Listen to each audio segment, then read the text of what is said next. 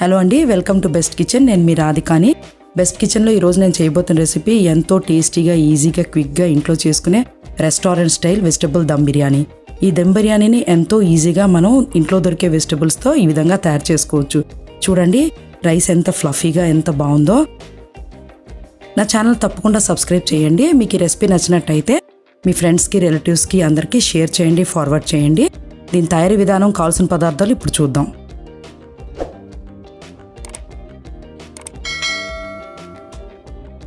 ముందుగుండా ఇందులో కావాల్సిన వెజిటబుల్స్: ఒక bowl cauliflower, half bowl green peas,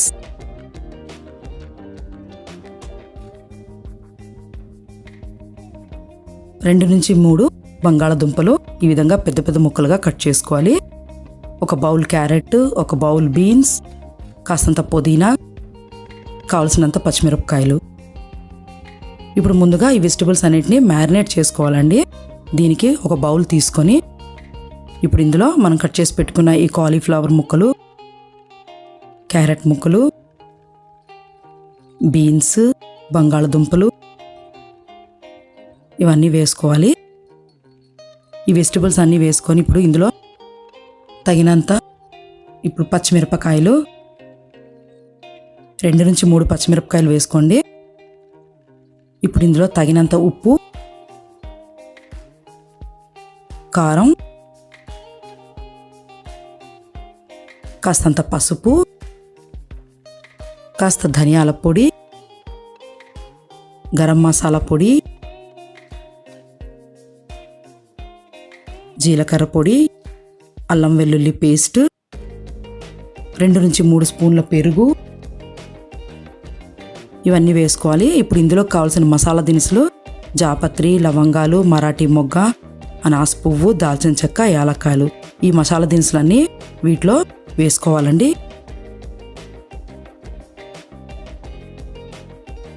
ఇప్పుడు ఈ విధంగా అన్ని మసాలా దినుసులు ఇందులో వేసుకొని యాలక్కాయలు కాస్త దంచుకుందామండి. అప్పుడు దీని ఫ్లేవర్ బాగా పడుతుంది. ఈ విధంగా అన్నీ వేసుకొని ఇప్పుడు దీన్ని బాగా కలుపుకోవాలి. దీన్ని బాగా కలుపుకొని ఒక పావు గంట నుంచి అరగంట వరకు మ్యారినేట్ చేసుకోవడం వల్ల ముక్కలు చాలా టేస్టీగా ఉంటాయి. ఈ విధంగా కూరగాయ ముక్కల్ని బాగా కలుపుకొని మూత పెట్టుకొని పక్కన పెట్టుకుందాం. ఇప్పుడు ఒక పాత్ర తీసుకుందాం. అందులో ఈ కూరగాయ ముక్కలన్నింటినీ, మ్యారినేట్ చేసిన కూరగాయ ముక్కలు వేసుకోవాలి. అందులో నేను ఆనియన్స్ ఫ్రై చేసిన ఆయిల్ని వేసుకున్నానండి. దానివల్ల కూరగాయ ముక్కలు చాలా టేస్టీగా ఉంటాయి. ఇప్పుడు ఒక పాత్ర తీసుకొని 1/2 kg బాస్మతి రైస్ తీసుకున్నానండి, 2 గ్లాసెస్.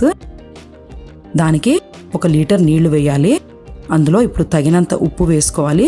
ఉప్పు ఎక్కువ ఉండేలాగా చూసుకోండి. ఇప్పుడు ఇందులో 2 నుంచి 3 పచ్చిమిరపకాయలు, చీలి పెట్టుకున్న పచ్చిమిరపకాయలు వేసుకోవాలి. ఇప్పుడు ఇందులో కూడా మసాలా దినుసులు అన్నీ వేసుకోవాలండి, ఒకటి తర్వాత ఒకటి. దాల్చిన చెక్క, లవంగ, జాపత్రి, బిర్యానీ ఆకు, మరాఠీ మొగ్గ ఇవంతా వేసుకోవాలి. ఇప్పుడు ఇందులో షాజీరా అన్నీ వేసానండి నేను. మీకు కావాల్సిన మసాలా దినుసులు అన్నీ ఇందులో వేసుకోవచ్చు. దానివల్ల రైస్ ఎంతో ఫ్లేవర్గా, టేస్టీగా ఉంటుంది. ఇందులో నేను 1 స్పూన్ అల్లం వెల్లుల్లి పేస్ట్ కూడా వేశాను, దంచి పెట్టుకున్న ఈ యాలక్కాయలు. ఇప్పుడు ఈ నీళ్లు బాగా మరగనివ్వాలి. ఇప్పుడు మరిగాక నేను అరగంట నుంచి 45 నిమిషాల వరకు నానబెట్టుకున్న ఈ బాస్మతి రైస్ని ఇప్పుడు ఈ మరుగుతున్న ఈ నీళ్ళల్లో వేసుకోవాలి. ఇప్పుడు ఈ నీళ్లు మరిగాయండి. ఇప్పుడు ఇందులో ఈ బాస్మతి రైస్ని నేను వేసుకున్నాను. ఇది మనం ఈ రైస్ 50% ఉడికేలా చూడాలి. ఉడికిన తర్వాత ఈ విధంగా బ్రేక్ అయిన తర్వాత మనం డ్రైన్ చేసుకోవాలి. వాటర్ అంతా వార్చుకొని ఈ రైస్ని ఈ కూరగాయ ముక్కల మీద ఈవెన్గా ఈ విధంగా స్ప్రెడ్ చేసుకోవాలి. ఈ విధంగా కూరగాయ ముక్కలన్నీ కవర్ చేసుకుంటూ ఈ విధంగా రైస్ అంతటిని ఒక లేయర్ కింద పైన వేసుకోవాలి. రైస్ 50% ఉడికేలాగా చూసుకోండి. ఈ విధంగా స్ప్రెడ్ చేసుకున్నాక నేను కాస్తంత కుంకుమ పువ్వు తీసుకున్నానండి. కుంకుమ పువ్వు వేడి నీళ్ళల్లో కలిపి ఈ విధంగా వేయడం వల్ల రైస్ గ్రెయిన్స్ అనేవి చాలా కలర్ఫుల్గా ఉంటుంది. బిర్యానీ కూడా చాలా టేస్టీగా ఉంటుంది కుంకుమ పువ్వు వల్ల. ఇప్పుడు ఇందులో మనం ఈ గ్రీన్ పీస్ వేసుకోవాలి. నేను గ్రీన్ పీస్ మొదటిసారి వేసుకోలేదండి, ఎందుకంటే ఇవి చాలా త్వరగా ఉడుకుతాయి కాబట్టి నేను లాస్ట్కి వేసుకుంటున్నాను. ఇది ఆవిరిలో ఉడుకుతుంది. ఈ విధంగా గ్రీన్ పీస్ని పైన స్ప్రెడ్ చేసుకోండి. తర్వాత కట్ చేసి పెట్టుకున్న కొత్తిమీర, పుదీనా సన్నగా తరుక్కొని ఈ విధంగా పైన వేసుకోవాలి. ఇప్పుడు మనం ఫ్రై చేసుకున్న ఈ ఫ్రైడ్ ఆనియన్స్ కూడా వేసుకోవాలి. ఆనియన్స్ని గోల్డెన్ బ్రౌన్ కలర్ వచ్చేంత వరకు ఫ్రై చేసుకొని ఈ ఆనియన్స్ని ఈ విధంగా పైన వేసుకోవాలి. ఇంకా మనం మరిగించుకున్న ఈ వాటర్ని కూడా ఒక 2 గరిటెలు దీని మీద వేసుకోవాలి. దీనివల్ల రైస్ మనకి పర్ఫెక్ట్గా ఉంటుంది, తినేటప్పుడు కరెక్ట్గా ఉడుకుతుంది. అంతేనండి, అంతా రెడీ అయింది. ఇప్పుడు దీన్ని మనం స్టవ్ ఆన్ చేసుకొని ప్యాన్ని పైన పెట్టుకుందాం స్టవ్ మీద. ఇది ఇప్పుడు దీన్ని ఉడికించే విధానం చెప్తాను, టైం ప్రాసెస్. ఈ విధంగా ఒక కర్చీఫ్ తీసుకున్నానండి. కర్చీఫ్ తీసుకొని దీన్ని కవర్ చేసుకొని ఎయిర్ టైట్ చేసుకున్నాను. దీనివల్ల ఏంటంటే లోపల వెజిటేబుల్స్ అన్నీ చక్కగా ఉడుకుతాయి, ఆవిరి బయటకు పోకుండా ఉంటుంది.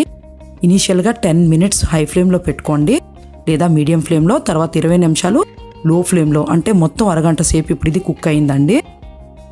అరగంట తర్వాత ఇప్పుడు తీసి చూసినట్టయితే చూడండి ఎంత పర్ఫెక్ట్గా అంతా ఉడికింది. ఇప్పుడు రైస్ తీసి చూద్దామండి కలిపి. రైస్ అన్నది కరెక్ట్గా ఉడికిందండి, ఫ్లఫీగా ఉంది, పొడి పొడిగా. ఇప్పుడు ఈ విధంగా కింద నుంచి కూరగాయ ముక్కలను మనం తీసి చూసినట్టయితే కూరగాయలు కూడా మెత్తగా సాఫ్ట్గా చక్కగా ఉడికాయండి. అంతేనండి, ఎంతో టేస్టీగా ఉండే వెజిటబుల్ దమ్ బిర్యానీ రెడీ అయింది. ఈ దమ్ బిర్యానీ చాలా ఈజీగా ఈ విధంగా రెస్టారెంట్ స్టైల్లో మనం ఇంట్లోనే తయారు చేసుకోవచ్చు.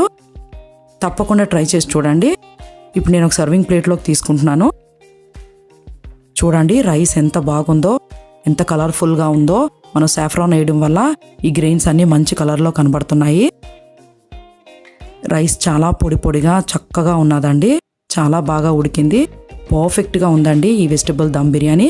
మీరు తప్పకుండా ట్రై చేసి చూడండి. కూరగాయ ముక్కలు కూడా చూడండి ఎంత జ్యూసీగా సాఫ్ట్గా ఉడికాయో. తప్పకుండా మీరు ట్రై చేసి చూడండి. ఈ రెసిపీ మీకు నచ్చుతుంది. మరిన్ని వెరైటీ రెసిపీస్ కోసం నా ఛానల్ని ఫాలో అవ్వండి. Thank you for watching.